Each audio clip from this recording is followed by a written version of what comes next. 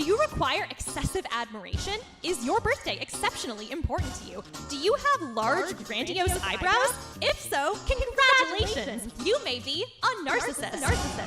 Discovering you're a narcissist may be a shocking and jarring experience for you. You might have questions like, what does this mean for me? Or will my friends find out? Or is this gonna make it harder for me to bend others to my every whim and siphon their energy? And of course your first questions would be about yourself, narcissist. Well, worry not. It just means you're evil. That you're a secret monster wearing the clothes of a normal human and that there's no act against you that's wrong. Now, if you're watching this and you're not one of these narcissists, you might be getting a little bit scared. It seems like I'm suggesting that the world is full of covert energy vampires, masquerading as regular folks, just waiting to pounce on your soul. Well, rest assured, you are completely right. The Earth is a dangerous and terrifying place, and most of it is out to get you. But what if I told you that you already have the tools to detect these sociopaths hiding in plain sight? In fact, with the power of vibes, it's easy. By the time you finish watching this video, you'll be able to perfectly pick out the villains in every room. Just remember, you are a good person.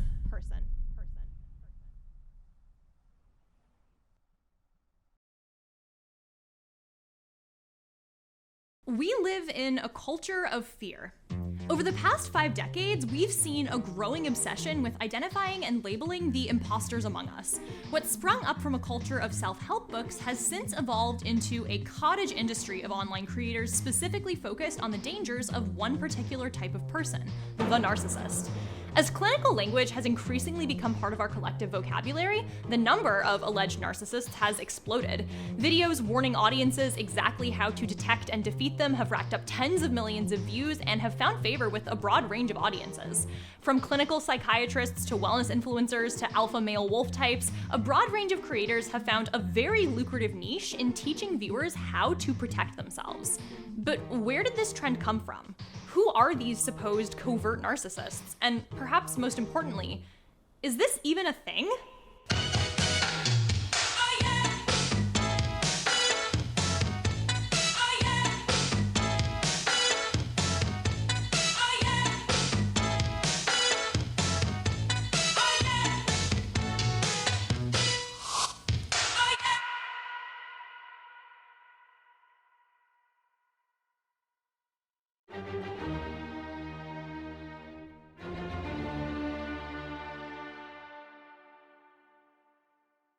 The term narcissist in an online context is incredibly varied and also usually pretty divorced from any clinical meaning. So, narcissistic personality disorder is an existing psychiatric diagnosis with specific criteria, including low empathy, a heavy need for external admiration, grandiosity, strong envy, and a sense of entitlement.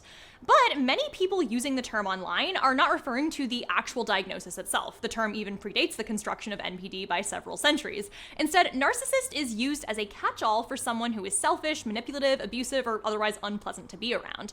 A particularly popular notion in these spaces is that these narcissists are covert. That is to say, they mask their true intentions or emotions and can only be preemptively identified as dangerous through practice, skill, and ideally joining an email list and buying someone's PDF.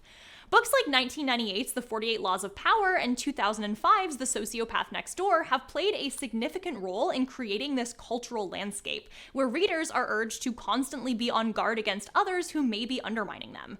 Author Robert Greene's The 48 Laws of Power adopts a strategic, almost Machiavellian lens on human interaction, teaching readers both to navigate power dynamics and outwit potential manipulators. Similarly, The Sociopath Next Door by psychologist Dr. Martha Stout builds on the idea of the covert predator by suggesting that a significant portion of the population are sociopaths.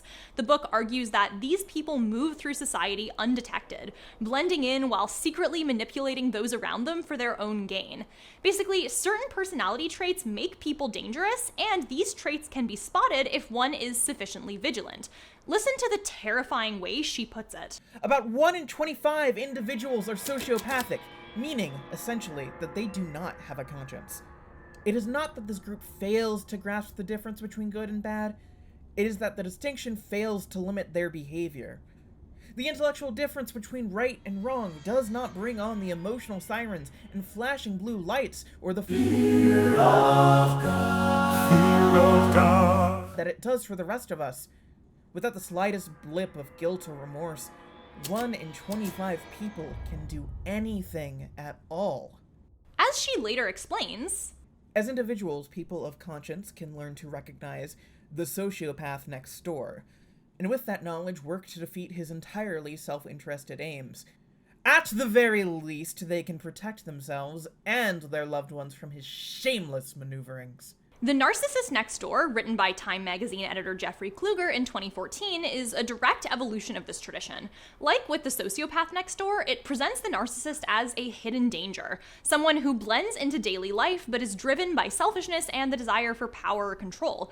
Unlike with the sociopath next door, though, Kluger has no psychological credentials. The book is a mix of reporting on studies and personal editorializing, partly about day-to-day interactions with narcissists and partly about the state of American politics. Incidentally, the book argues in its first chapter that Bernie Madoff, just about every conservative politician in the United States as of late, and then Miley Cyrus are all narcissists.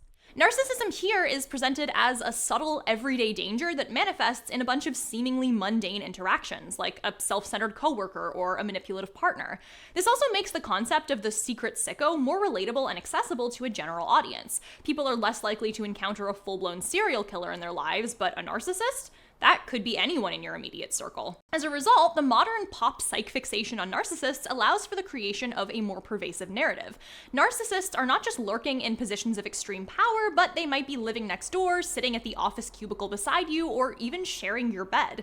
This narrative, tied to books and now especially amplified by social media, pushes the idea that narcissism is a constant, ever-present threat, and individuals must be well-versed in recognizing these traits to protect themselves. The self-help industry laid the groundwork for what we see now, where this stuff is absolutely everywhere. Reddit, in particular, was an early adopter of widespread narcissism discussion. The subreddit r/raised by narcissists was originally established in 2013 as a support group for people dealing with emotionally abusive family dynamics. Since then, the community has grown into a major hub for discussions around narcissism in personal relationships, and currently boasts nearly 1 million members. It was one of the first places where we saw a growing fixation with labeling people as narcissists and sharing strategies for dealing with them. And, as with many things, once it found an audience on Reddit, it was only a matter of time before it found its way onto other platforms as well. In this more current, more skibbity digital ecosystem, many self-styled narcissism experts have emerged, and their content often blurs the lines between psychiatry and showmanship. A few of these influencers do have actual credentials in psychology, but most do not. You see a lot of unregulated titles like narcissism expert or relationship coach or mental health coach used in a way that I would argue is incredibly deceptive.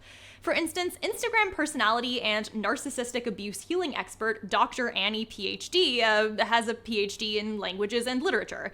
The use of doctor in this branding is not strictly untrue, but the nature of this title is downplayed. She refers to herself as an abuse healing expert, among other things, and her website uses a lot of language about healing and recovery, but no mention of her actual degree to imply through omission that she is a psychologist, if not a psychiatric medical doctor.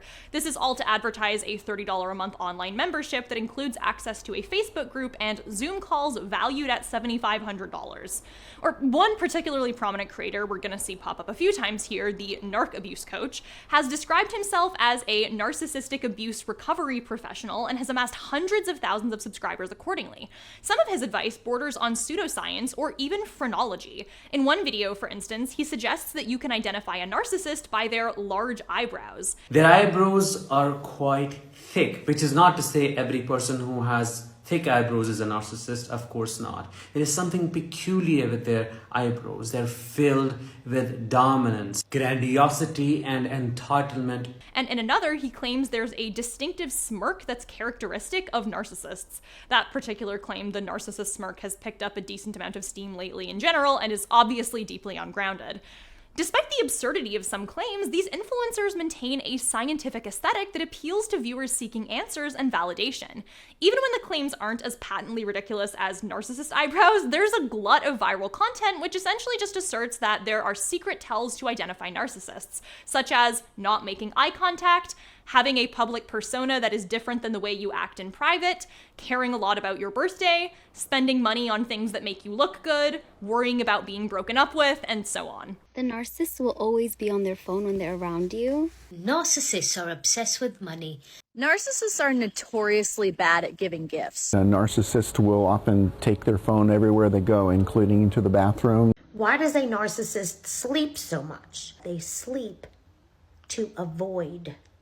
Avoidance. Long-distance relationships are great for narcissists, and here's why. This notion, and particularly the body language analysis flavor of it, really came to a head 2 years ago during the trial between Johnny Depp and Amber Heard. Suddenly, everyone was an expert on clinical narcissism, and the fact that Amber Heard was certainly an evil harpy was evident in her eyes, in the way she smiled, the way she breathed. Meghan Markle, too, has particularly faced the brunt of body language analysis-based narcissism accusations. Of course, as time has passed and the evidence has consistently vindicated both of these women, you won't hear a peep about it from these so-called experts, but the underlying idea remains. The evil walk among us, but there are tells. Not all narcissism content is this clickbait Barnum effect type stuff. A small number of influencers in this space are even themselves diagnosed with NPD and aim to either destigmatize the disorder or share their lived experiences. For example, we have creators like The Nameless Narcissist and Kylie Rackham who talk openly about living with a diagnosis and working to better themselves. However, their followings are notably smaller than some of the larger narcissism coaches. The more sensational content, the if she breathes, she's a narcissist stuff, is much more clickable. A pretty significant portion of this content is also directed towards survivors of abuse, blending general abuse awareness with a focus on narcissism. Many people in survivorship communities use the term narcissist to describe the people who have harmed them, drawing from the language of psychology to make sense of their experiences. Many of these folks are seeking answers and support as well as wanting to share their stories, and as a result, narcissism as a topic has a lot of appeal in these online spaces. Often, though, that conversation begins to shift from prevention of abuse to more surreal, almost conspiratorial directions. For instance, these online spaces have seen the development of new psychological archetypes like the empath, the super empath, and the dark empath. Respectively, people with psychic empathy powers, people with super psychic empathy powers, and people with anti-hero psychic empathy powers.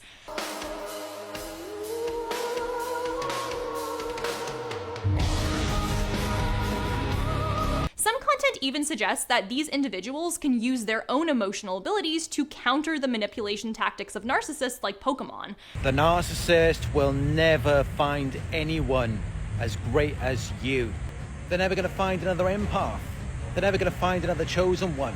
This all adds a kind of psionic, supernatural element to the conversation where defeating the narcissist becomes a much more literal battle.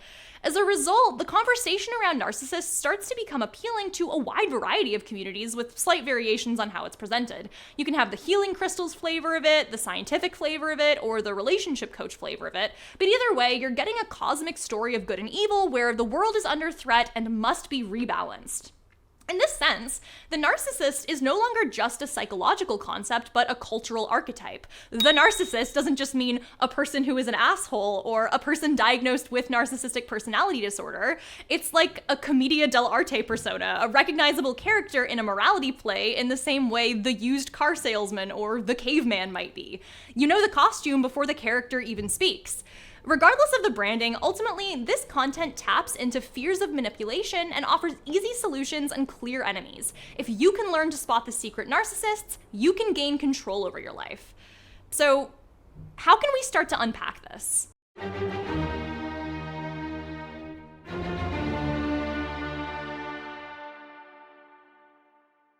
We already established that in the vast majority of cases, when a person discusses narcissists, they do not mean people with an actual clinical diagnosis. They mean an asshole.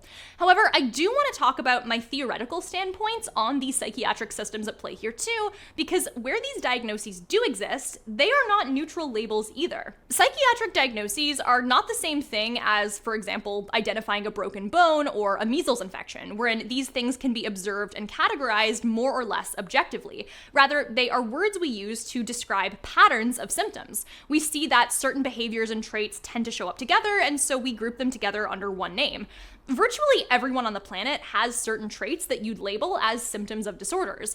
Everyone has traits that autistic people have. Everyone has traits that are considered narcissistic or depressed or anxious. It's deemed a disorder when someone has more than what we consider a normal amount of those traits. So if you have enough of them to significantly impair your functioning in daily life, that warrants a diagnosis. But of course, what we consider a normal amount of something gets changed all the time. What would help you function in one society and time period would hinder you value in another. Behaviors once viewed as morally deviant or socially disruptive have often been pathologized in order to maintain societal order or uphold specific power dynamics. Homosexuality was in the DSM in the 70s because it was considered abnormal. Or going back, we could look at the 19th century diagnosis of hysteria, which was usually applied to women and pathologized their emotional expression and sexual desires. This diagnosis, which led to invasive treatments like forced institutionalization or hysterectomy, was deeply rooted in patriarchy. Another particularly harrowing example is the diagnosis of drapetomania, proposed by physician Samuel Cartwright in the antebellum southern US. Drapetomania was presented as a mental illness that supposedly caused enslaved Black individuals to flee captivity. While this theory was not widely accepted in all of the US, it was nonetheless published and taken seriously in pro-slavery circles. Psychiatric labels, then, have been and can still be deployed to reinforce the values of the time, including when those values are harmful and oppressive. Even now, we can look at oppositional defiant disorder, a diagnosis that is often applied to children who resist authority figures or display defiant behavior. It's been criticized for being overdiagnosed and pathologizing normal childhood behavior. It has also been found to be disproportionately applied to children from marginalized communities, such as Black and Latino children.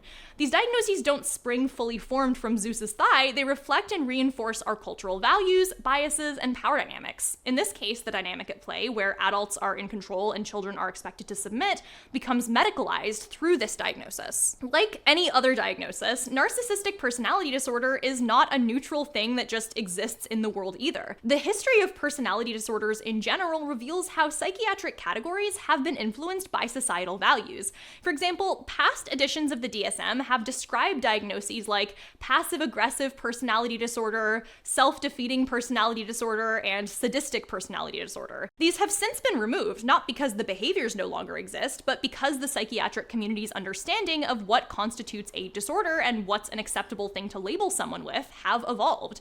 I'll leave you with a small anecdote regarding masochistic personality disorder specifically. In the book They Say You're Crazy, psychologist Paula Kaplan discusses the construction of masochistic personality disorder and the growing critiques that it was disproportionately pathologizing women who were suffering from abuse. She quotes psychologist Lynn Rosewater, who was on the DSM-3 committee, as saying, "They were having a discussion for a criterion about masochistic personality disorder, and the lead psychiatrist's wife says, 'I do that sometimes,' and he says, 'Okay, take it out.'" At other times, diagnoses like sadistic personality disorder were removed from the DSM, not because they didn't think the personality type existed, but because they were afraid of it being used as a legal insanity defense.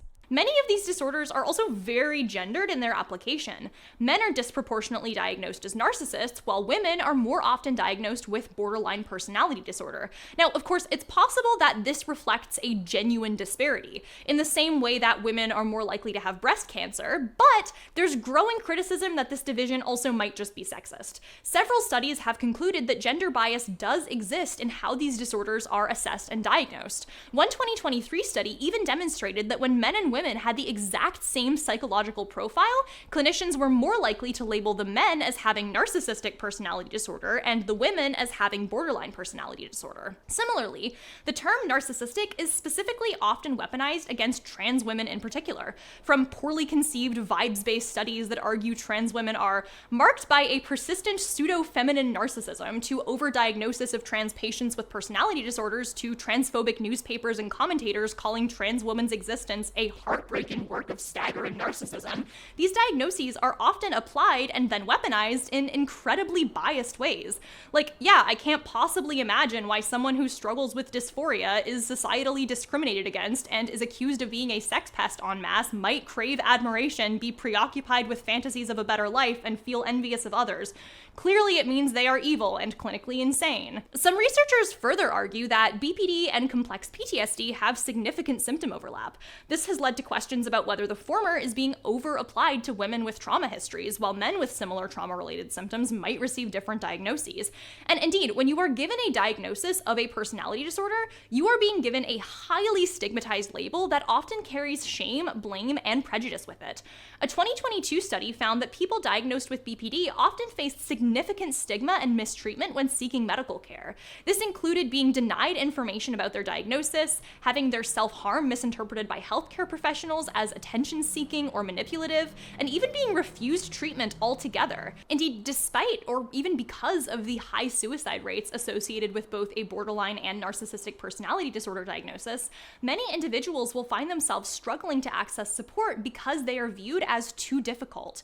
So to bring this back to online narcissism discourse, when someone is labeled as a narcissist, we have to recognize that, one, this is usually not a clinical diagnosis, and two, even when it is, this label is not necessarily a scientifically objective assessment of the individual.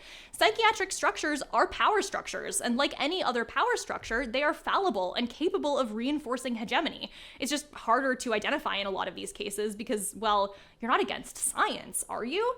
The values and biases implicit in how psychiatric categories are constructed mean that we should be very cautious about applying them liberally to label someone in our lives as a sociopath or otherwise pathologize them. To be completely clear here, this is not a justification of any harmful behavior itself. The response here, if a person has mistreated you, is not to simply excuse mistreatment as acceptable. But rather than reaching for ultimately flawed forms of categorization, it is far more effective to identify and discuss the actual actions and their effects specifically and think about how to respond to those, rather than getting mired in a diagnostic can of worms. So with that in mind, how should we be handling this?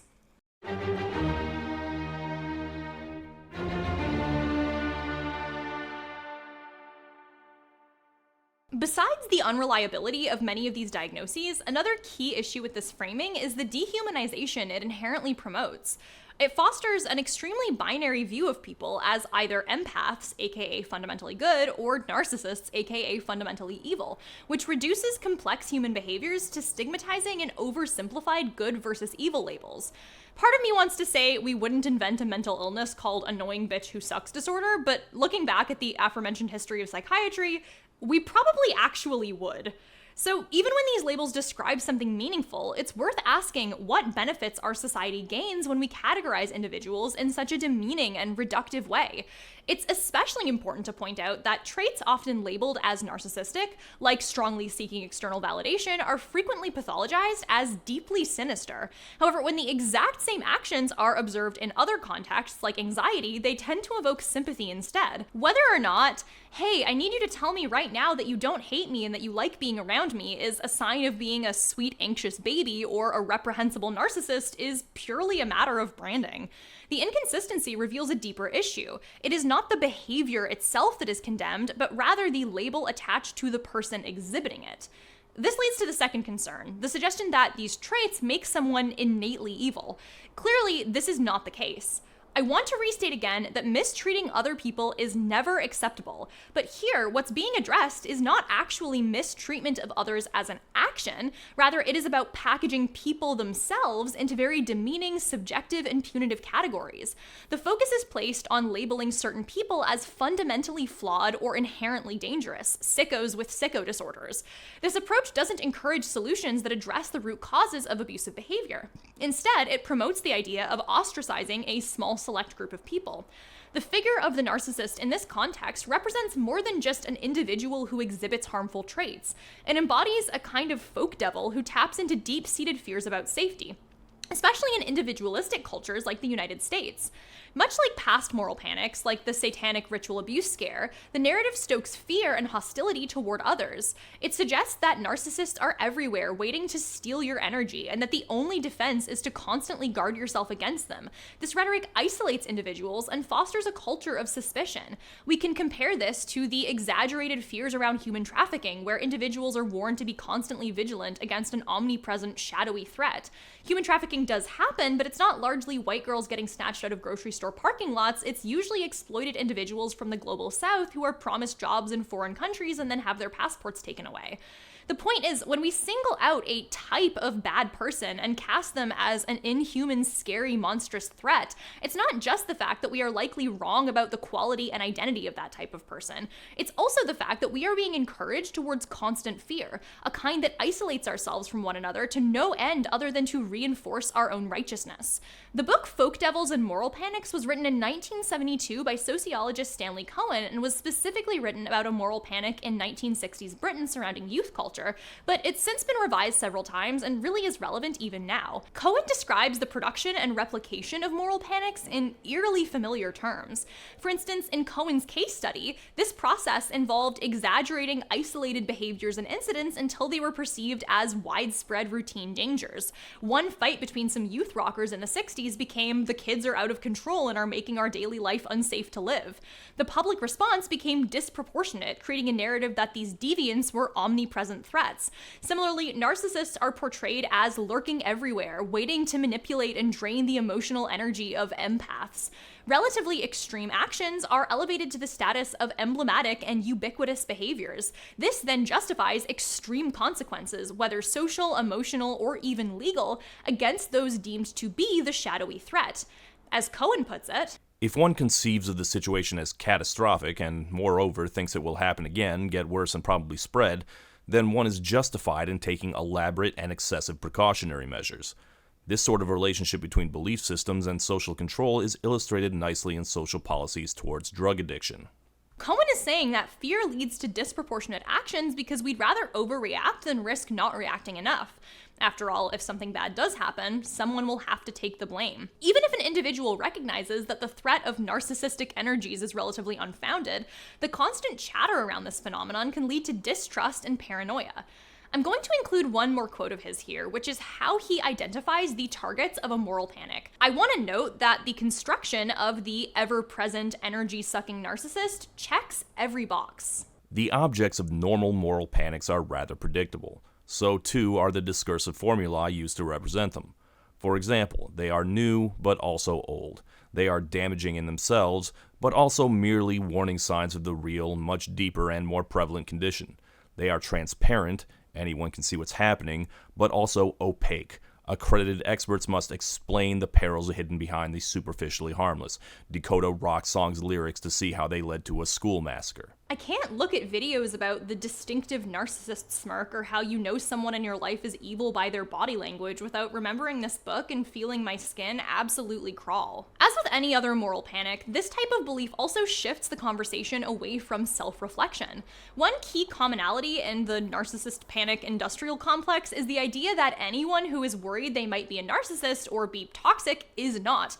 A frequent saying is, if you are worried about whether or not you are a narcissist, it means you aren't, because a real narcissist would never be worried about their potential to do harm. You're truly worried that you might be, you're not.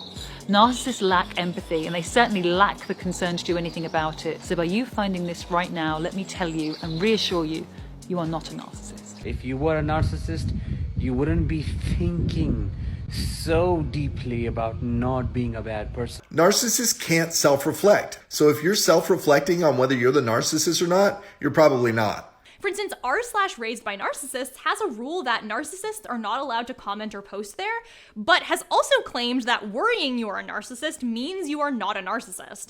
I'm still not sure who the no narcissists allowed rule is intended to actually exclude then. In other words, these spaces will regularly affirm that you do not need to critically examine your own behavior. The fact that you have begun to self-reflect is taken as a sign that you should stop self-reflecting. You could never be the problem. The problem is the sinister other. By positioning harm as something that only other people do, those with a disorder, a moral failing, we absolve ourselves of confronting our own potential for it. The construction of the empath as innately good further entrenches this mindset, as if good versus evil is just a one-to-one sliding scale of all empathy to no empathy. This binary leads to a dangerous distortion of moral responsibility. If narcissists are inherently evil, then any harm done to them becomes justified, even celebrated. Entire industries are built around telling people they are fundamentally good, that their empathy is what separates them from the monsters around them. Finally, much like these other moral panics, this tends to harm the most vulnerable people first. Our vibe detectors are not socially and morally neutral machines. I talked about this with my West Elm Caleb video, where people ended up being completely sure a random TikTok user was a literal serial killer when in fact she was just a trans woman who appeared impoverished. Similarly, when society is given carte blanche to dehumanize anyone it decides is a narcissist, it is probably going to dehumanize the people who it doesn't respect in the first place. Trust your gut is often touted as safety advice to women, but a lot of the time your gut is gonna confirm your pre-existing biases. What if you live in a society where racism is institutionalized, as we all do, and therefore your gut is racist? Or you just happen to assume someone with a visible disability is scary because your instinct says so. I can say that as an autistic woman, I get a lot of people telling me their gut says that I just have bad vibes for a reason they can't articulate but are positive is true. I get a lot of, oh, I bet you're so mean, or oh, you must think you're so much smarter than everyone else type comments when I'm just existing, because they're picking up on little ways my tone might be inexplicably off. In a more clinical context, we can see that many people who are labeled as having cluster B personality disorders are more likely to have psychiatrists decide they are dangerous, and this can have real legal consequences for those folks. For instance, someone labeled as dangerous based on a personality disorder could face restrictions on their freedom, such as being placed under involuntary commitment or have their legal rights diminished in court proceedings. But in fact, many of those predictions are completely off. Singh et al. In 2014 actually did a study on this. They analyzed 47 databases containing over 13,000 people across 13 countries labeled as high violence risks, including based on professional judgment, and followed up on future violent crime rates among those people. And what they found was that the odds of people labeled as violent actually doing any violence was incredibly variable. They found that in particular, these studies tended to overestimate the risk for men and underestimate the risk for women, that the characteristics of the people being assessed can make the validity of any predictions highly inconsistent, and that people who were assessed using professional judgment tools tended to be more likely to have false positives for being labeled as violent risks. A lot of the time, being labeled as dangerous to yourself or others serves a punitive purpose rather than a preventative one. You're often forced into a system rife with abuse in order to correct a crime you have not committed yet. And when these tools are frequently wrong and vibes-based, this becomes all the more problematic. As the authors put it, the rate of violence in patients judged to be at high risk by structured risk assessment instruments is not constant, varying considerably and systematically within and between instruments. This raises the question of whether, if practitioners cannot make a reasonable estimate of the base rate for the population in question, and hence cannot estimate the likelihood of a future violent act for a member of a category, they should be using high-risk categorizations at all. In other words, predictive warnings like the narcissist vibe detector are unscientific and often discriminatory because humans are often unscientific and discriminatory. The same harm exists interpersonally. Social media is filled with infographics and advice columns that promote not only emotional distance, but outright cruelty, often under the guise of self-defense from narcissists. For example, take a look at this viral Instagram post from the aforementioned Dr. Annie, PhD in English literature. Don't worry about hurting the narcissist. They don't have a heart to break, remember? I simply am not there. The best sociopathic game to play with the narcissist is hot and cold. Use their abandonment issues to control them. 4 ways to torture the narcissist. If you want to create distress, if you want to create anguish, uncertainty, insecurity, and paranoia, you must reduce their significance.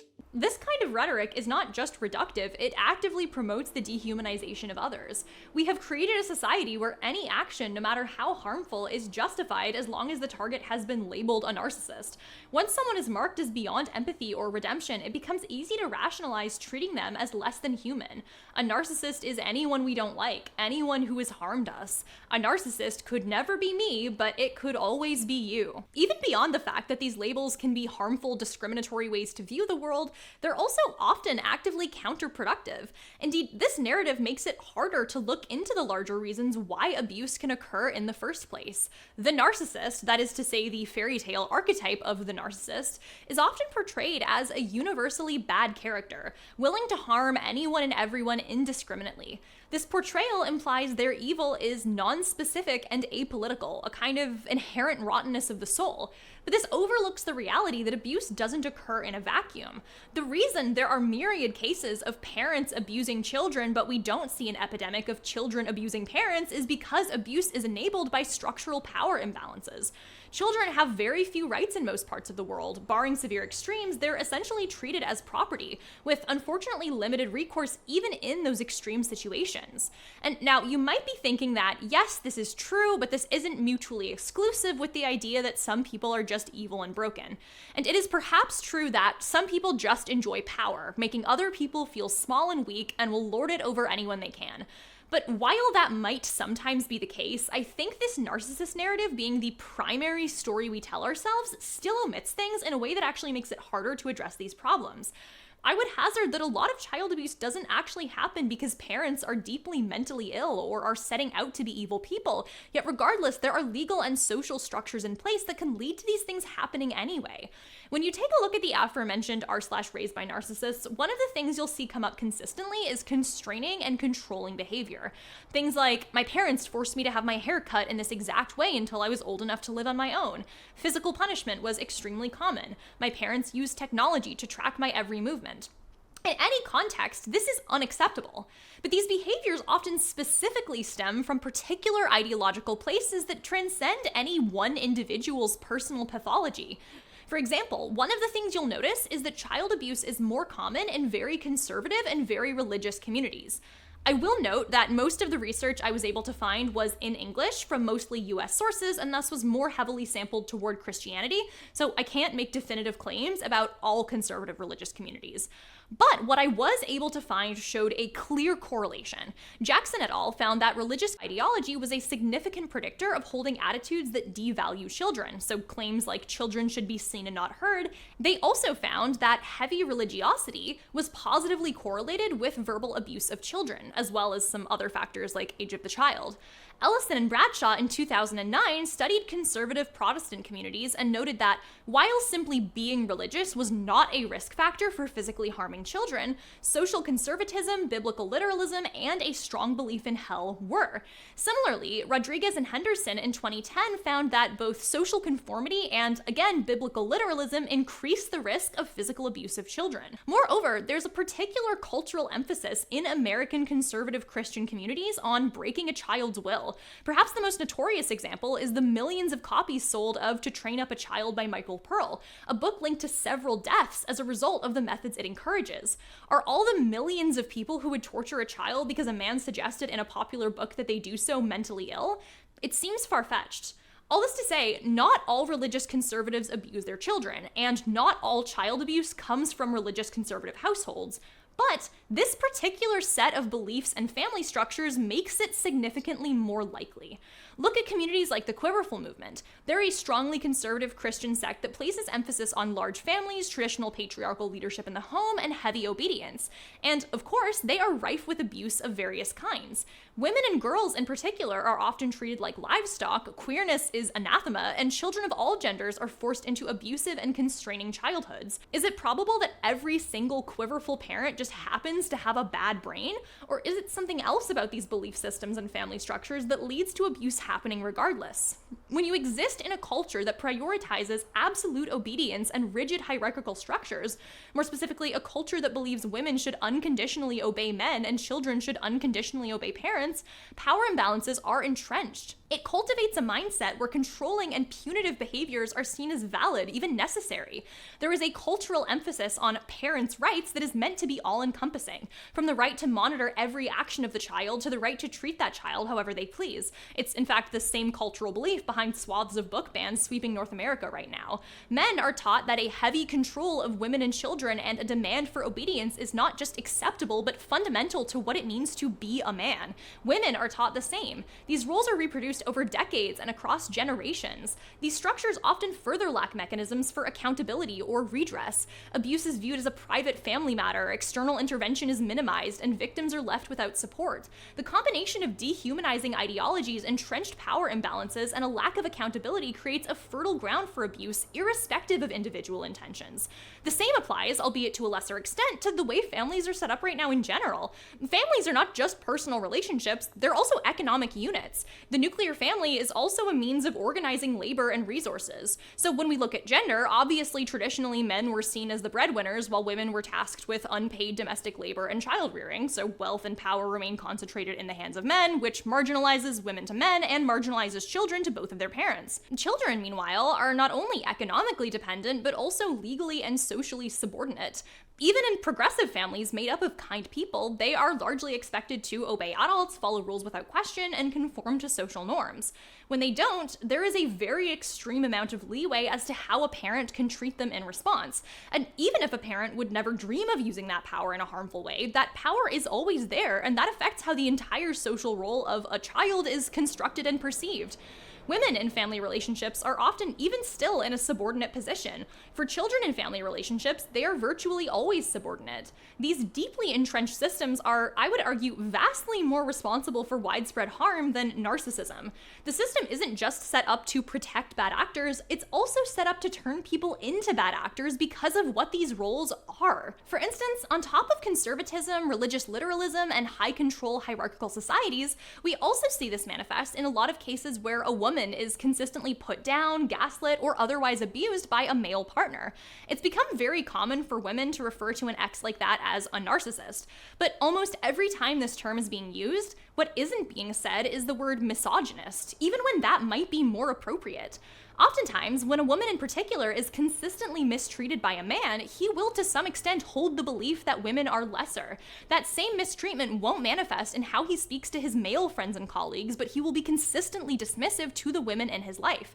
And misogyny is not individual brain poison or something men are biologically predisposed toward. Instead, it's steeped in the material conditions of our outside world. Patriarchal beliefs are reinforced by economic and social structures that benefit men. Now, obviously, this does not mean that abuse doesn't occur in traditionally progressive places or that a woman can't abuse a man or anything of that sort. But when you start to look at trends, there is clear linkage between ideology, power, and harm to others. It is not, by and large, the result of individual pathology, but of social power. This isn't just true for gender. Are we so sure that politician we hate is a narcissist, or is she just a racist? Is your boss a narcissist, or is he just a capitalist? Is Donald Trump mentally ill, or is he a generationally wealthy white man who has grown up since birth being told by others and shown by his own wealth that he can do whatever he wants and is better than other people? When we describe narcissists as the bulk of abusers in society and as indiscriminately evil, we're actually actively obfuscating the real solvable problems that enable these dynamics time and time again. How are we going to fix these problems if we don't even name them? I want to acknowledge something here. The narrative that those who abuse others do so because of their individual pathology, because they have evil and broken souls, can absolutely be a validating one to survivors, and it's not hard to understand why. People who have experienced abuse find themselves isolated and struggling to be believed, harmed by people who are often outwardly charming and likable to the folks around them. Being able to hear and articulate, no, they were a bad person, has a lot of psychological value after you have been made to feel like nothing was wrong with them, and furthermore, that something was wrong with you. It's sympathetic, understandable, and profoundly human. The problem, unfortunately, is that something feeling emotionally validating to people who have survived serious harm is not the same thing as that thing being true or leading to meaningful change. It might help me in the moment to believe that a person who was terrible to me simply had a broken soul and that's that, but what does this narrative exclude? What does it lead to?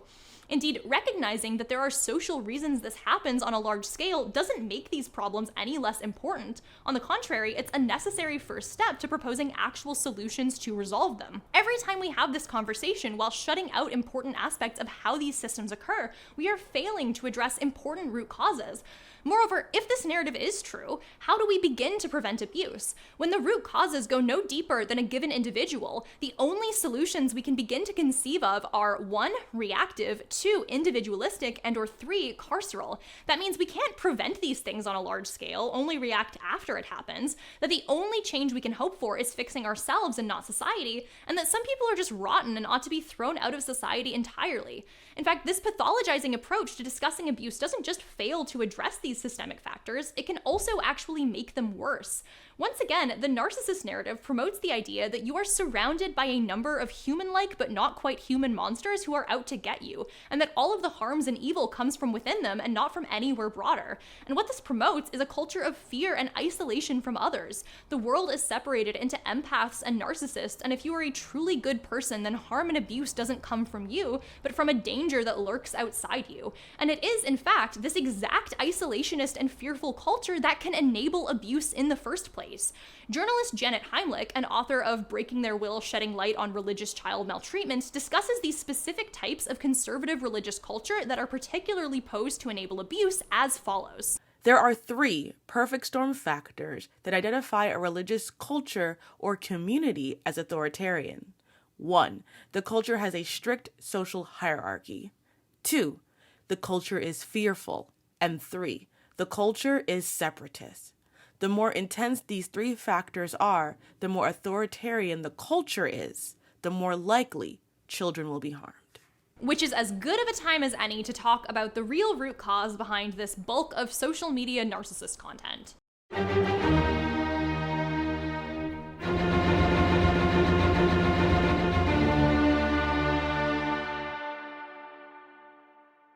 One of the things you might start to notice with narcissist content online is that it almost always follows a very specific pipeline.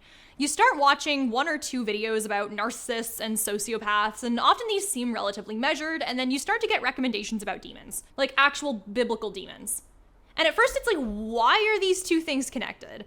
And then you start to notice the hashtags on a lot of these narcissist videos also include phrases like spiritual warfare, demonic narcissists, narcissist black eyes, and then it's like, oh, that's what this is? That's what this is. The connection between narcissism and demons is not random. It is deeply rooted in a very specific, very conservative worldview. The concept of spiritual warfare is absolutely central to this belief system. This is basically a narrative that posits that the world is a battleground between good and evil forces, where demons and angels influence human behavior. Narcissists, in this context, are not just psychologically difficult or harmful individuals, they are literal vessels for demonic forces. So for instance, as you start watching the more explicitly religious ones, one idea that you'll see talked about a lot, is the idea of the Jezebel spirit, which narcissists supposedly have. This is a term used by some Christian influencers and ministries to describe a demonic entity that they believe influences individuals, especially women, who exhibit controlling, manipulative, or seductive behaviors. People with the Jezebel spirit, narcissists, do this. They're controlling, they're manipulative, they're charming, they're sexually impure and selfish. They'll push their victims to have sex before marriage. The trick of the enemy to stop you in your journey, in your walk, in life, just because he hates you so much, because you're a child of God, is to send a narcissist, which has the spirit of Jezebel, right? Jezebel hates God's prophets. Someone with the Jezebel spirit refuses to admit when they're wrong or take responsibility when they make a mistake. That is a demon in that person. That person has a Jezebel spirit. Ever heard of the Jezebel spirit? It's named after Queen Jezebel from the Bible. She was manipulative, controlling, and oh so charming. Kind of sounds like a narcissist, right? As a note, most of the accounts I've seen promoting this narrative are Christian. Though not all, I've also seen similar narcissist demon-y content both from Muslim and generally psychic-y, essential oil pagan type influencers, but the bulk of popular content that I've seen appears created by and geared towards specifically conservative Christian viewers.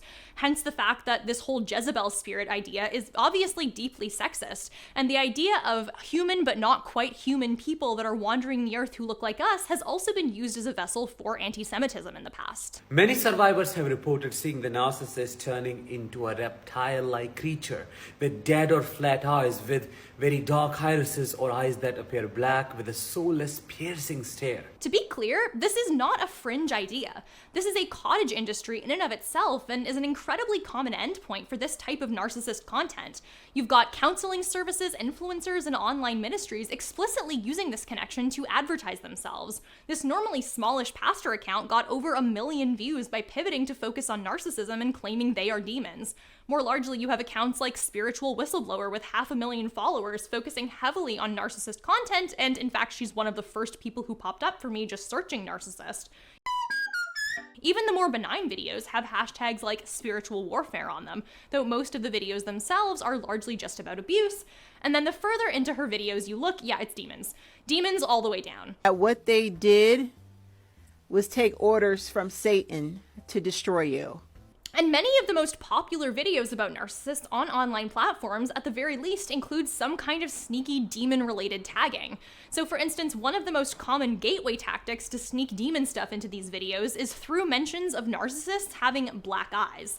This is incredibly common. When I look up narcissist right now, literally one of the first videos you will find is about how you can identify a narcissist by looking at their eyes and how they have scary black eyes. Their eyes will literally turn black in a matter of seconds. Oh my God, this is dangerous. Oh my God, there's a reptile in the room. Sometimes there's a pseudo-scientific explanation for why this happens. Their pupils are dilating because they're angry. The uniquely narcissist trait of being angry. That one has over 1 million views, by the way. But you keep watching stuff from the same creators, and it's demons again. Narc Abuse Coach, the grandiose eyebrows guy with over 500,000 Instagram followers, yep, demons. Even outside the apps, we can also look at places like Above and Beyond Christian Counseling. They describe narcissism as being driven by a range of demonic entities, such as the spirit of insanity, which causes confusion and chaos. Love, Honor, and Respect is another anti-abuse service which explicitly claims narcissism is demonic possession. This is not a rare notion, and I would argue this gradual shift from psychological analysis to spiritual warfare appears intentional in many cases. Influencers and ministries use these narratives to attract and retain followers who are seeking answers to their difficult relationships. By framing narcissists as possessed by demons or the Jezebel spirit, they offer a clear, albeit extreme, explanation for the harm these individuals cause. I think it's clear why this narrative is both popular and harmful. It plays well with American conservative Christian influencer audiences because it is an American conservative Christian way of viewing others that has gotten a few either feminist or scientific sounding rebrands. And what's worth mentioning here is that this undercurrent of spiritual warfare content colors the entire way narcissism online is discussed. It also bleeds into how legitimately secular creators talk about narcissism. Like, let's look back at the dark empath or super empath content, right? In this framework, empaths are portrayed as almost angelic figures with heightened sensitivity and moral purity, while narcissists are cast as inherently malevolent. It's the exact same binary as the traditional spiritual warfare narrative, but with the language modernized to fit a secular audience. Clinical language legitimizes it, but the underlying message remains the same. There are fundamentally biologically good people and fundamentally biologically bad people, and they are locked in a cosmic struggle. It is a seductive and dangerous narrative regardless of the form it takes. It reassures viewers that they are on the side of the righteous, reinforcing their sense of moral superiority and justifying their fear and distrust of others.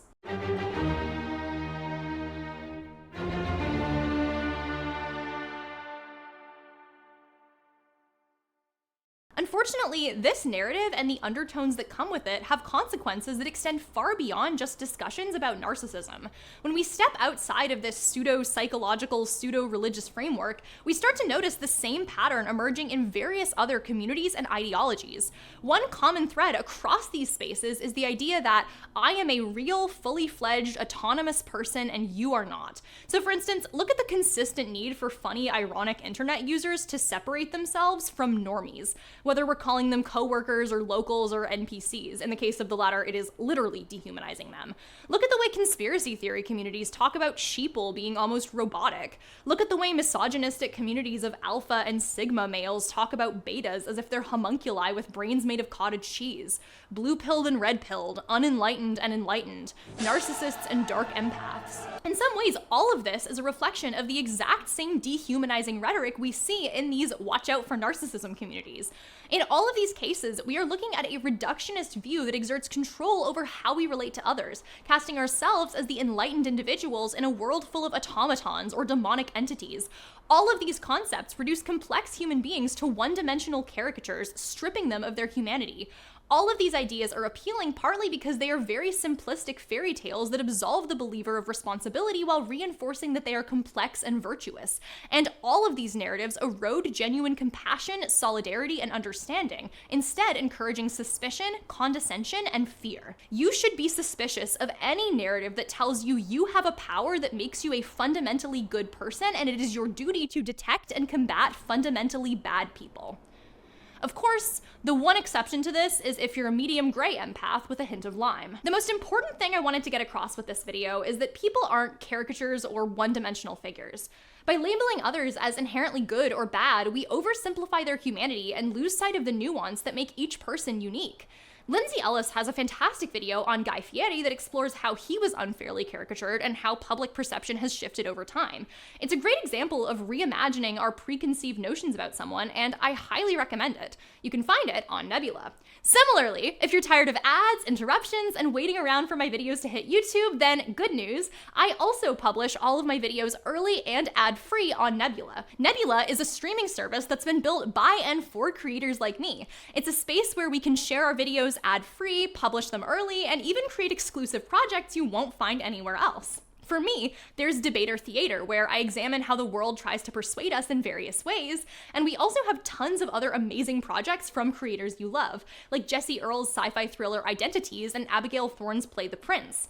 Nebula is increasingly producing a ton of amazing, high-quality originals you can only find on the platform. We have The Getaway, a game show where 6 creators are trying to find and vote out a mole, with the twist being, they're all the mole. We just released Dracula's Ex-Girlfriend, a film produced by Abigail Thorne about the relationship between 2 women who have become entangled with Dracula. There's also Patrick H. Willems' sci-fi musical comedy Night of the Coconut, which I actually have a cameo in. Nebula is enabling creators like us to make thoughtful, enjoyable, high production value movies and series, and I can't recommend it enough. Right now, you can get 40% off an annual subscription to Nebula. That's just $36 for a whole year or $3 a month by visiting go.nebula.tv/SarahZ or by clicking the link in my description. It's half the price of the monthly plan and a great way to support what we do and enjoy thoughtful content. Again, that's go.nebula.tv/SarahZ. On top of a big thank you to all my patrons, I'd like to give a special thank you to my $20 plus patrons: Matthew Sample, James Dugan, 124mm10, Robert Valentine Allen, and Infelicitous Rips. Thank you all so much.